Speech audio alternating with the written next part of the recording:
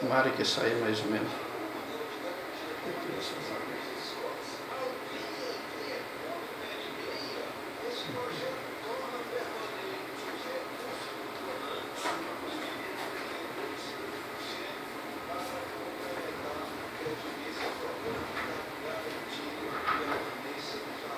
Depois, se eu pudesse, eu dar uma espiada, ver como já ficou agora aí, que dá uma mexida. Agradeço. Tá bem bom. Tá bom, senhor? Esse, ó. Tá bom. Vidinho aqui, ó. Aí, ó. Agora sim, ficou no quadrinho, ó. Muito bem.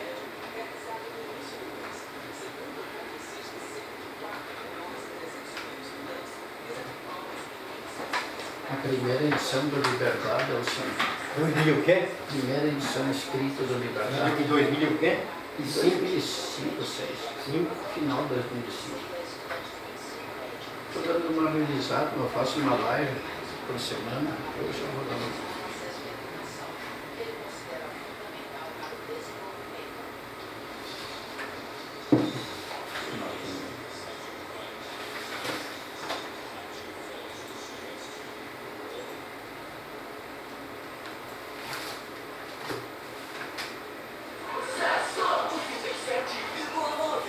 Vai ocupar ainda. A todo mundo.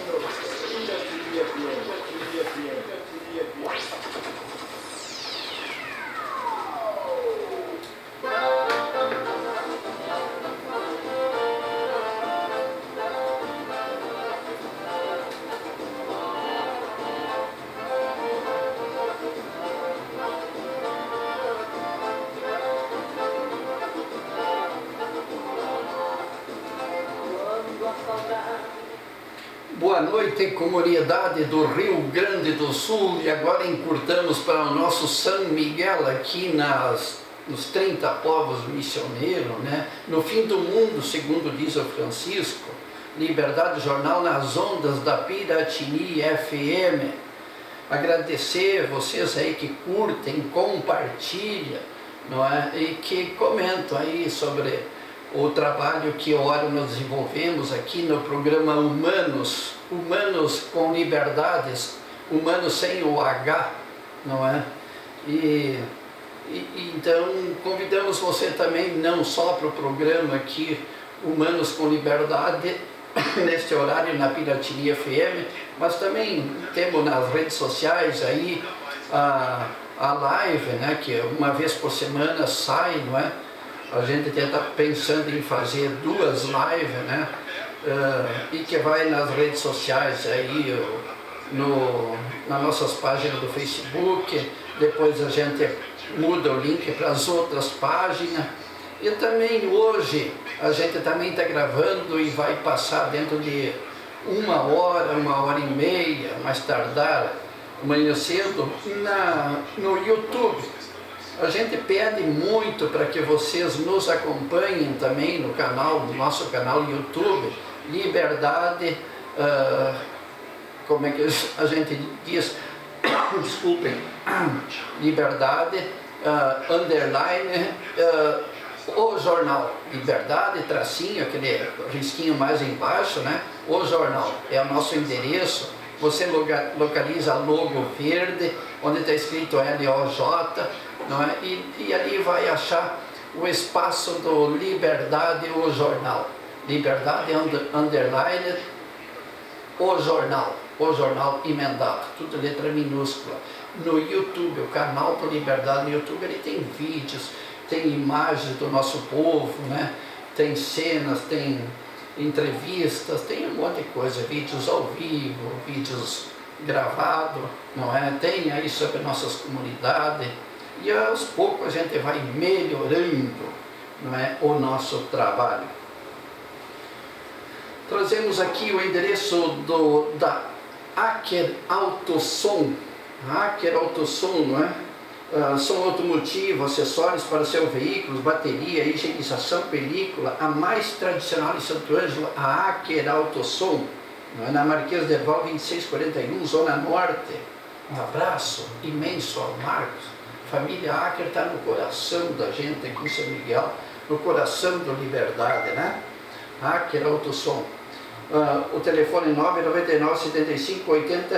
999-75-8163 ou 3314-1226, na Zona Norte, em Santo Ângelo, Acker Autosom. Também temos aqui a Vieira Agrocereais, essa grande empresa, né? A Vieira Agrocereais, compra, venda e comercialização de produtos e insumos para a lavoura, né? Na RS 536, quilômetro 14, São Miguel das Missões. Tem várias filiais, né? Tem lá no Três Rios, tem aqui em São Luís Gonzaga, tem aqui no outro lado da cidade, tem em São João das Missões, a Vieira Agrocereais. Nossas empresas crescem, não é? E crescem muito, e isso é muito bom, não é? A Vieira Agrocereais, telefone 3381-1205.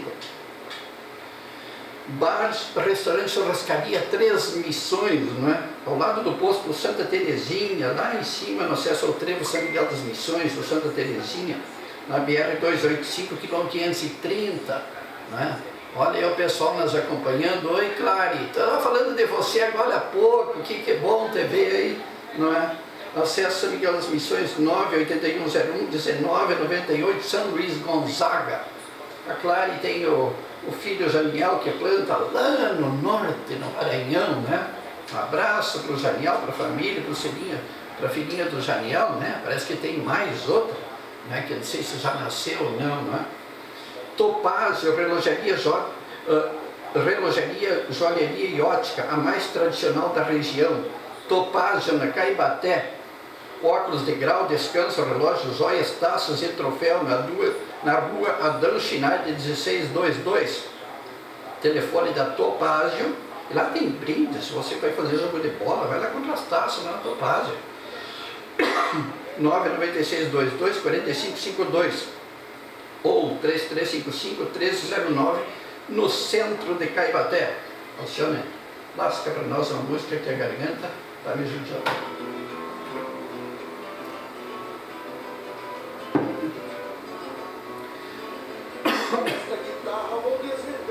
Eu não peguei a internet, porque eu ativo que não pega a internet.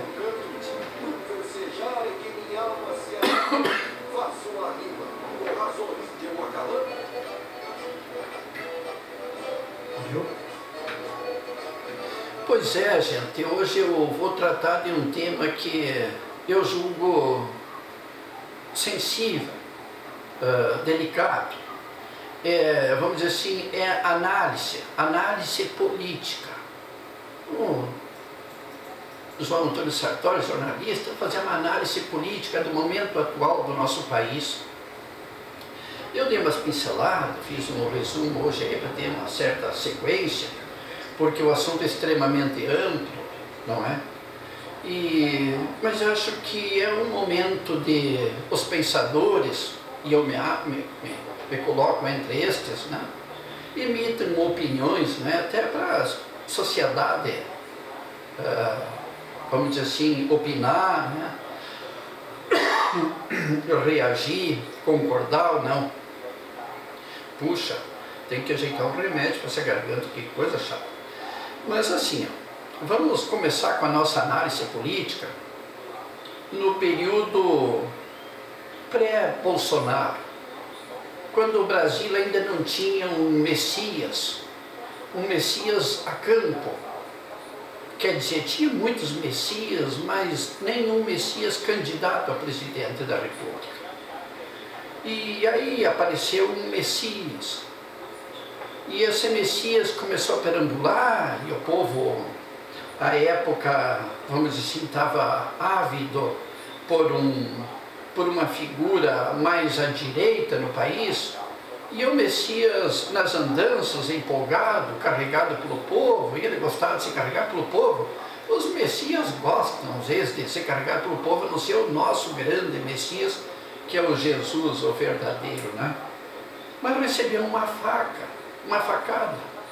O Messias, à época, recebeu, então, uma facada de um bispo. Mas que barbaridade, quando o Brasil apresenta o Messias, ele acolhe uma faca no ventre. E aí foi aquele auê para salvar o homem, costura tripa e e da aderência, secas tripa, e mais cirurgia, mais correção.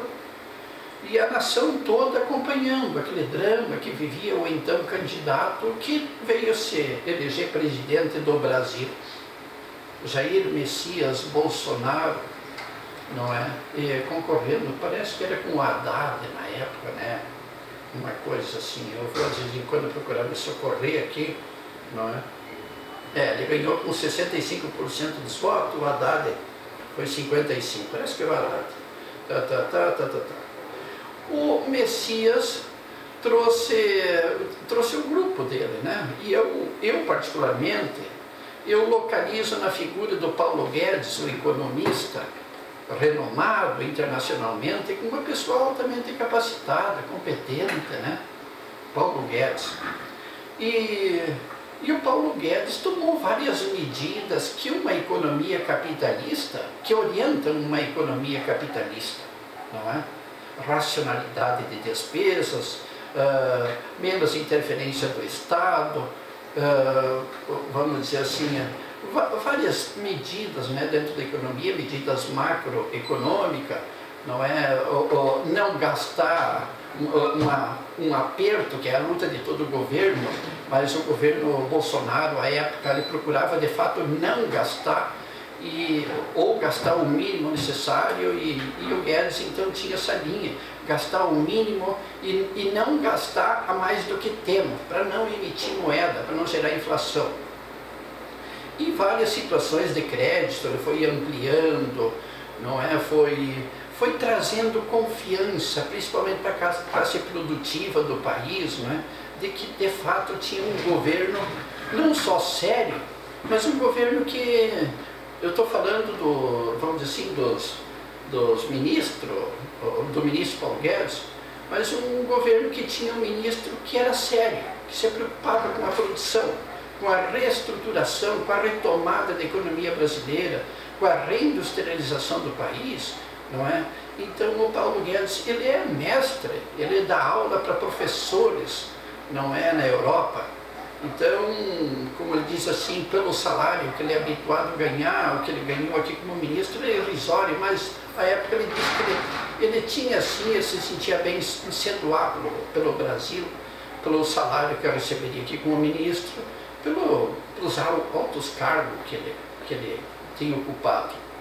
Então o Paulo Guedes começou esse trabalho, aí outros ministros também, o atual governador de São Paulo ali, não é? Também começou a se destacar, pelo menos na vontade de vamos dizer assim, de fazer mudança na malha esportiva, na malha de transporte no Brasil, embora tenha avançado até pouco, e portos e uma coisa assim, mas o desejo era de reestruturar tudo isso, né? Mas veio a pandemia. E com a pandemia, o brasileiro viveu de forma coletiva, talvez nunca antes vivido, um momento de terror, de pânico, porque as notícias eram alarmantes. Estava vindo um vírus que atacaria indiscriminadamente e que estava levando centenas, milhares à morte, e que iria para todo mundo. Então nós não sabíamos se nós ia ter uma peste negra de novo aí. Nós não sabíamos o que estava vindo para frente, era um verdadeiro pavor. O povo procurava conter o medo, mas as notícias eram alarmantes. Eram centenas, milhares morrendo sem socorro.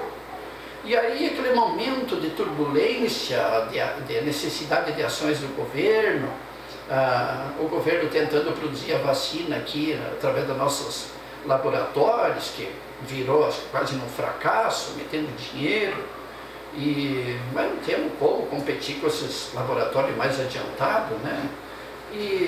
Mas havia aquela pressão, a vacina vai vir, e a oposição ao atual governo Bolsonaro começou a se fortalecer, porque ao lado do governo, enquanto Bolsonaro representava uma classe, vamos dizer assim, mais ligada ao agro, a oposição, o petismo, não é? E alguns aliados, tem uma ala muito mais ligada à parte intelectual da nação brasileira. E eu sei que é sensível dizer isso, mas é necessário que se diga, é a minha opinião, posso estar equivocado, mas o agro não carrega um histórico de, vamos dizer assim, de intelectualismo, né? Vamos dizer assim, o pessoal são produtor, produzem riqueza, uma coisa impressionante no Brasil, trabalhadores, tudo que é virtude. Mas esse negócio de articulação política, a manha, a malandragem, a expertise de intelectuais não está dentro do agro, pelo menos o segmento mais forte de apoio ao então presidente.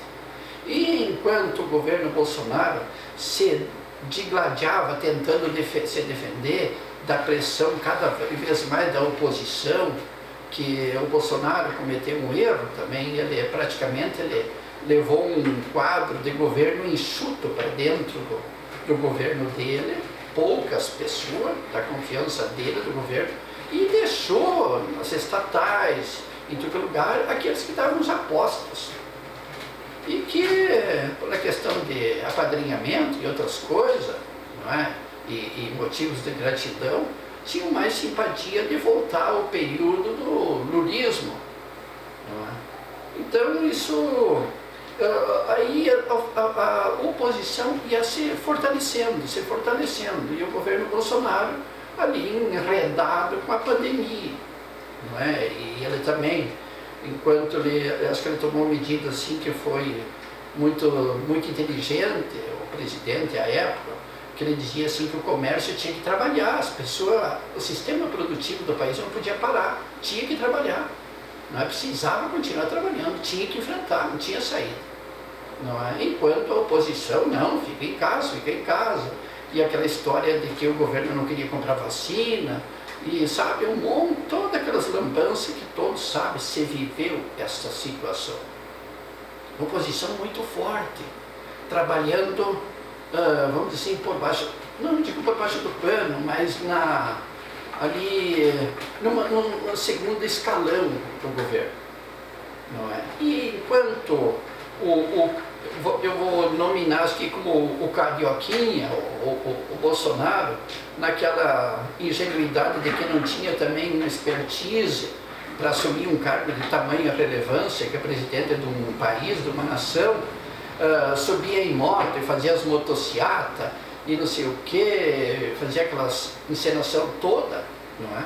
Havia um país gigantesco ali esperando pelas atitudes do presidente, grande parte depositando esperança nas decisões do presidente, concordando com o presidente, acreditando num monte de coisas boas que até estava acontecendo, eu também acho que estava acontecendo, mas a oposição se fortalecia, agia, se estruturava, se mexia, se mobilizava, não é?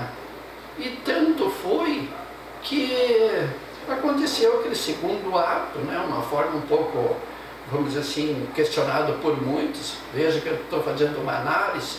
Análise nem sempre significa que seja o que eu desejo, o que eu quero, mas estou trazendo traços, não é, para as pessoas tomarem a sua decisão. Na soltura do Lula, do presidente Lula, preso então em Curitiba, ali pelos crimes que ele eventualmente tenha cometido. A alegação é que quando fizeram o processo, botaram o CEP de uma outra cidade e o Lula era residente numa outra. Então o processo parece que foi isso, e o Lula saiu da prisão e veio se tornar o adversário do Bolsonaro. E daí isso foi evoluindo até que se aproximou do novo período eleitoral. O Bolsonaro cada vez mais pressionado, não é? Cada vez mais encurralado, enredado, possivelmente por adversários seus políticos, até de forma inadequada. O surgimento de instituições dentro do país com um papel assim altamente questionável, a própria justiça, vamos dizer assim, o STF lá em cima, né? A nação não entendia. A gente via o STF como algo discreto. Ali se encontrariam sábios, respeitosos da Constituição. E, meu Deus, de repente aconteceu coisas que até hoje o povo não sabe nem onde que está, não é? E o presidente, então, cada vez mais apertado. E aí se aproximou a eleição, o presidente então, Jair Bolsonaro querendo impor uma certa fiscalização na eleição, queria o voto, vamos dizer assim, que pudesse conferir o voto, as ideias dele já não eram respeitadas, aí ele, confiante nos companheiros ali, não é, até militares, né, que se acercou de militares, e pessoas consideradas de alto conhecimento da tecnologia para acompanhar a apuração dos votos, e acabaram ficando numa sala separada lá, e um fulano lá não deu uma mínima, e deu no que deu. O presidente Lula, enfim, foi declarado eleito pelo TSE, o presidente do Brasil. Antes disso, de tanta pressão, o Messias já tinha se escanteado lá para os Estados Unidos, temendo uma cadeia. Temendo ao senhor, mas que barbaridade. Passou um período lá antes de... Era presidente do Brasil, mas lá fora. Mas que nós, brasileiros, vivemos essa situação. Nós vivemos. Então, veja bem, aí por que eu falei no apoio da intelectualidade ou dos, vamos dizer assim, o pessoal do agro, né? O pessoal assim, da caminhoneiros, agro, trabalhadores, né? Mas assim, não oriundo das faculdades, das universidades do país, né? Onde a malandragem também reina, né?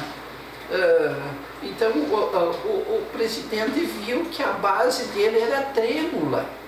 Eu lembro das imagens dele, o Mourão mais perdido que cego em tiroteio, não sabia nem o que dizia. Até sumiu, acho que ainda é senador. Tinha um assessor dele, que é de comunicação militar, meu Deus do céu, a imagem que ele vivia parecia um morto, quando o presidente, que já entendia pouco, questionava ele. Enrolava, não sabia o que dizer. Olha, ali começava a aparecer a imagem da tragédia que é a formação da cúpula política no Brasil. Era visível. Até hoje a maioria da nação não viu isso. Mas a pobreza, o Brasil é um país extremamente pobre, pobre de pessoas, de qualificação, não é? Os partidos políticos meio atolados na negociata, na sujeirama, não é? Olha, o funcionamento das instituições. E aí acontece depois aquela situação, não é? Vamos dizer assim, porque eu digo assim que o presidente de então, já não mais presidente, mas se postava como um Messias à frente lá do Planalto, e as pessoas vinham, parecia que estava idolatrando o vivente, e ele, olha, toda aquela situação que se viu, não é, que a sociedade acompanhou na televisão, nas redes sociais, né, acontecendo, mas que não serviu, não é, para assegurar o então candidato na continuidade do cargo. Hoje há um movimento, agora bem recente, não é, onde, pelo que consta, a Polícia Federal tem levantado um monte de suspeitas sobre um monte de generais e inclusive o ex-presidente aí, que está em ebulição. Todo mundo já está começando a saber disso aí. Mas voltando para lá, aí ocorre o 8 de janeiro, não é? Por quê? O povo achou que ia mudar de alguma forma as coisas, né? E achou que na pressão, o povo desorientado, sem liderança, sem comando fraco. Os próprios generais, quando se viram, um não sabia do outro. Algo estava acontecendo que era o que eu chamo aqui de oposição, que estava amadurecendo o projeto e estava ali conquistando o poder. estava retomando o poder. E, segundo o TSE, não tem como questionar isso, não é? O novo presidente foi, então, o Luiz Inácio Lula da Silva, nosso presidente atual, presidente Lula, pela terceira vez assumindo como presidente do Brasil. E eu vou pedir, Alcione, então, podemos pedir o pessoal, Alcione, a música aqui para nós.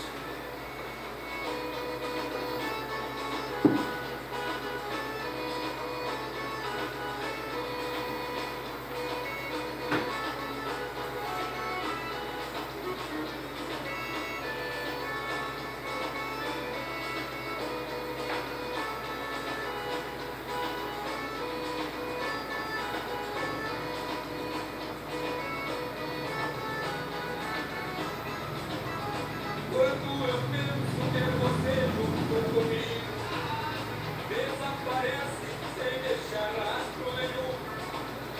Até os amigos que por certo perceberam o que tem feito tem se tornado comum.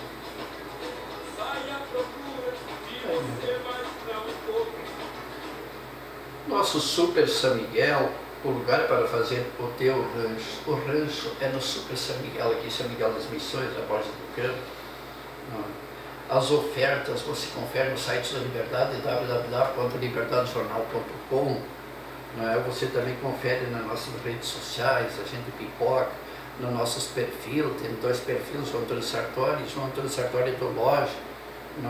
E também tem umas páginas, e também temos ali no YouTube.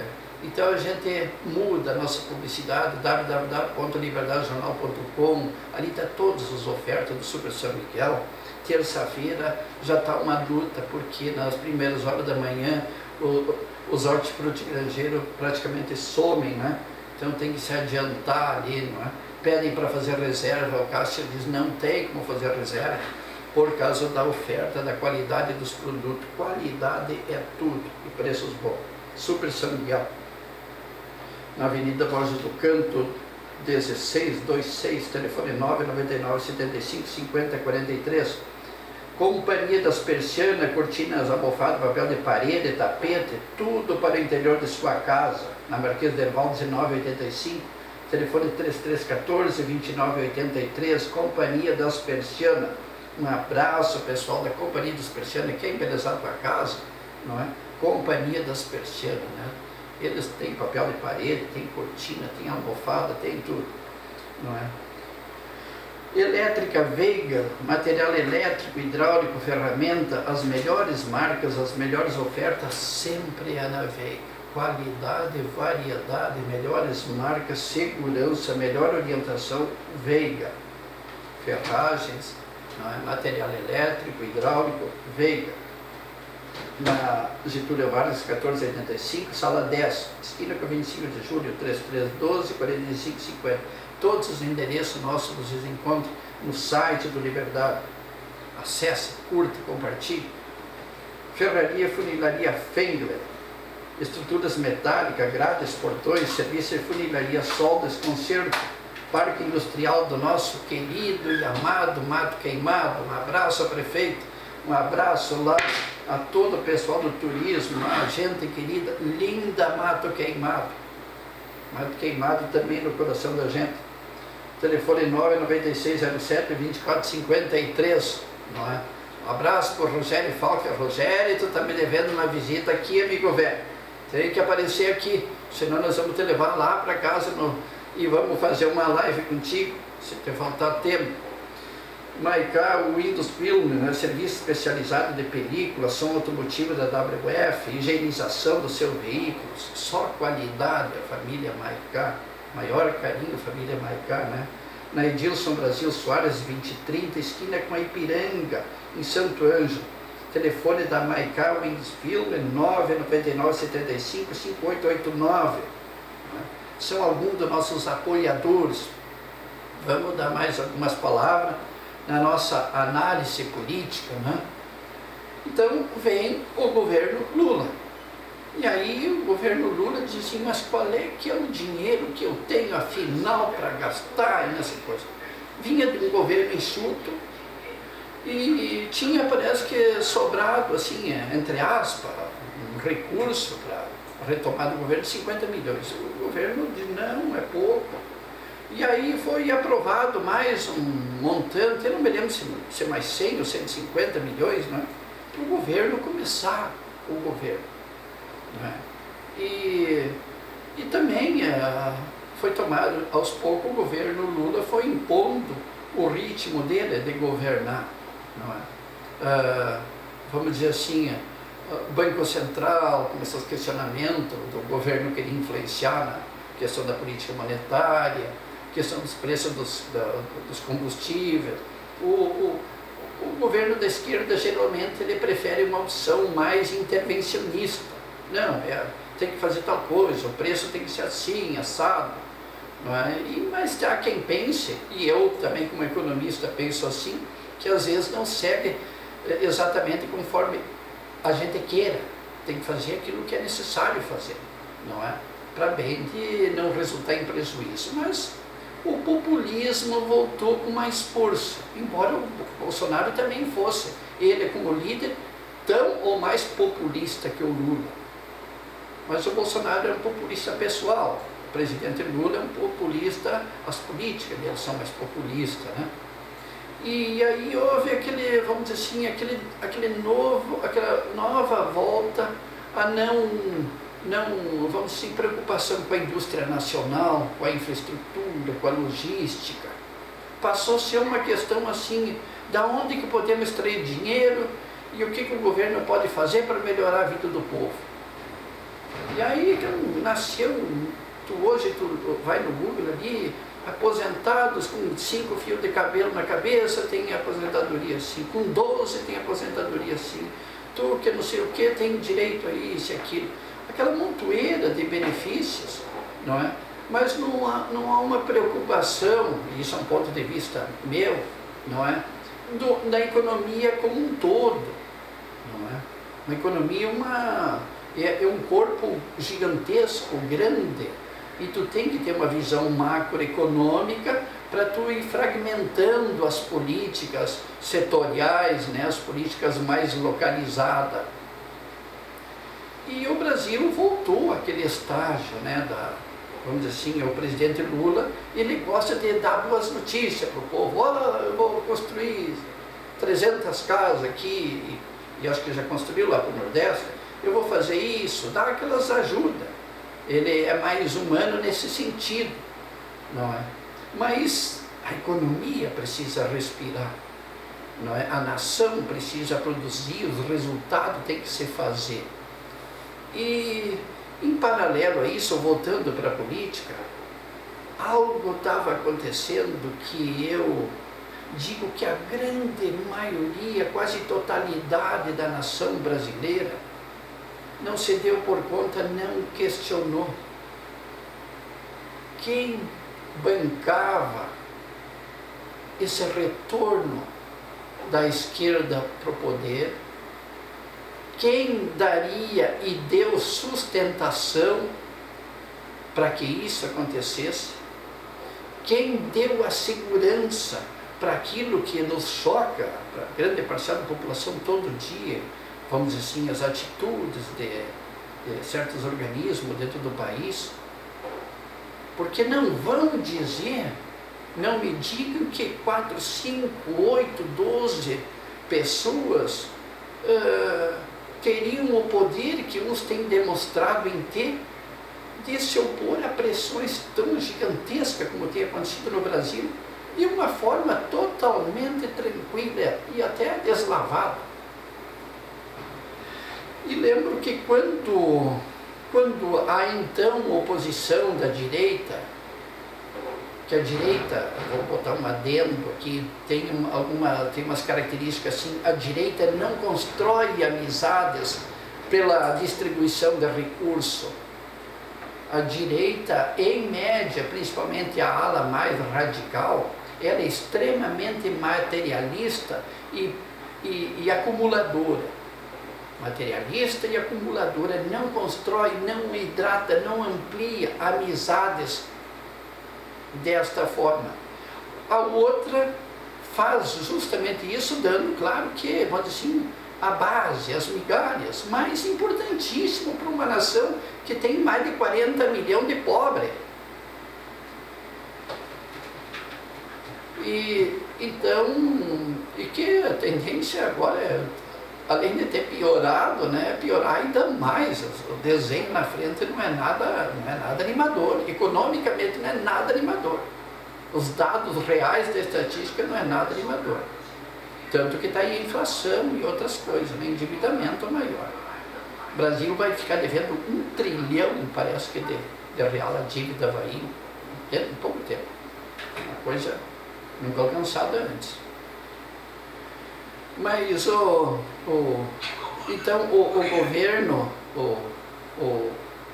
o presidente Lula, não é? Quer dizer, o sistema que garantiu, que colocou, que segurou, que garante, pelo menos até agora, e acho que vai longe, a esquerda no poder no Brasil, ele está oculto. Ninguém questiona. E aí os formadores de opinião, os críticos, os comunicadores, vamos dizer assim, ficam apontando, não, é o fulano, é o careca, é o Beltrano, é o chefe do partido, é o Congresso, é a Câmara que fez isso, é por isso que não resultou naquilo. Essas visões interioranas de dentro do Brasil, medíocre, pequena, porque a visão nossa, do nosso povo ainda é assim. A grande maioria ainda não conhece sequer Ijuí, conhece Tramandaí, Capão da Canoa, não conhece Ijuí, não conhece Cruz Alta, não é? Então se emite opinião aí, deputados de Goiás, deputados da Federal, é o fulano, é o Beltrano, é o coisa. Mas será que... Não, é o amigo do careca, o colega do careca, o careca, não sei quem, não é? Eles estariam bancando essas transformações, inclusive no ato constitucional do Brasil. Será que é eles? Será que internamente nós teríamos para tanto? E em paralelo, o então presidente da esquerda, e está voltado a isso, se posta como um pacificador. Busca se fortalecer para mais depois, possivelmente, se reeleger a presidente do Brasil mais uma vez. Não é? Então ele constrói a imagem dele nesses arroxos em cima da direita. E a direita, como dissemos aqui, desamparada pela falta de competência, não é? Incapaz de deixar cair algumas migalhas pelo vão dos dedos, para naturalmente hidratar os sufocados. O agro botou na cabeça de forma incorreta que o Brasil hoje produz o que produz porque essas centenas de produtores cada vez mais elitizados carregam o país nas costas e que se eles não produzem aquilo, o resto morre de fome. Só eles são capazes disso. São loucos. Se alguém tem um pedaço de terra maior, ele tem uma parte que ele está ocupando que é do outro, que não tem. O sistema levou ele a isso. O sistema. Ele também é uma vítima do sistema. Cada vez a elitização está maior e eles não olham para os lados. Aí eles sentaram o pau na mídia, começaram a detonar a Globo. A Globo tem 300 centros de comunicação no país, mas o que o Sartori vê aqui em São Miguel? Ah, não, ali a Globo disse isso, ali de Cruz Alta. Pelo amor de Deus, mas tem 300 lugares, tem um custo imenso. O governo deve mais para a Globo do que a Globo para o governo. Mas só vê, não, milhões para Globo, milhões. Mas ela é uma empresa. Ela é um empresário, ou por acaso alguém dá soja de presente para alguém, ou da trigo, ou da milho. E aí se desenvolveu nesse país esse ódio às mídias. se marginalizou as mídias. E a Globo fez o quê? Não só a Globo, o próprio UOL, São Paulo, não é? Esses grandes jornais, se tiraram para o outro lado. De graça, né, Alcione? Todo mundo cansa. Aqueles loucos gritando lá que tinha que... achavam que, meu Deus do céu, que a nação tem que agradecer porque temos soja, que alimenta... Chegam a dizer que nós alimentamos mais da metade do mundo. Que alimentamos? Dinheiro vai tudo para fora ou vai na mão de político. A miséria para nós, aí, essas grandes lavouras, é linda de ver para os olhos. O Japão não produz alimentos, a Suécia são podres de rico. Então temos que moderar. Mas a direita é incapaz de abrir a mão, é incapaz, é extremamente concentradora, capitalista, materialista, e não cede. E não cede. Morre, compra, cria o cavalo, sobe em cima e acha que está lascando a cara e está lascando com tudo nós também. Então não é só o outro lado.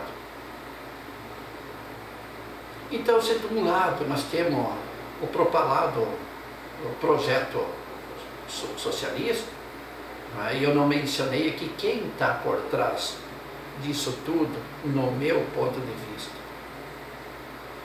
Mas vamos para essa etapa aí, para não nos alongar e encerrar. Aqui tem uma superpotência em cima, a maior potência do planeta, econômica, militar.